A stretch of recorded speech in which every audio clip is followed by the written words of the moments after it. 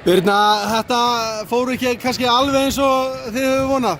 Nei, þetta klikkaði að loka metrunum hjá okkur. Við bara náðum ekki að halda þetta út. Það voru sprækar, stelpurnar, Njarðvík, línu sekandi. Það gerist eitthvað í þriðja leikluta. Var það þreyta hjá ykkur eða? Ég veit ekki, það náðu bara einhverju rönni og við náðum einhvern veginn aldrei að koma ná sterkar aftur tilbaka. Kannski var það þreyta, ég veit það ekki. Ég held að það er ekki á hverjum degi sem að maður sér svona baráttuleik. Það var bara greinlegt að allir voru að fara í frí og ætluðu ekki að skilja leitt eftir fyrir fríð. Já, við ætlum að gefa allt í þetta og við gáum allt í þetta.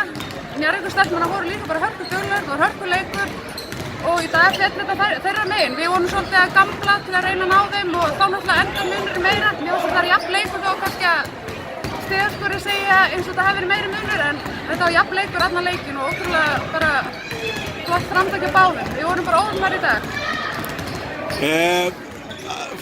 Glæsileg frammistaði á þér í dag. Hefur aldurinn engin áhrif á þig? Nei.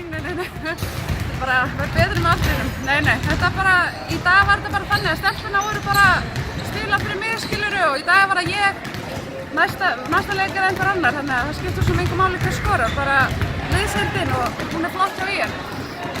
Herru, takk kærlega fyrir þetta og gangi ykkur vel.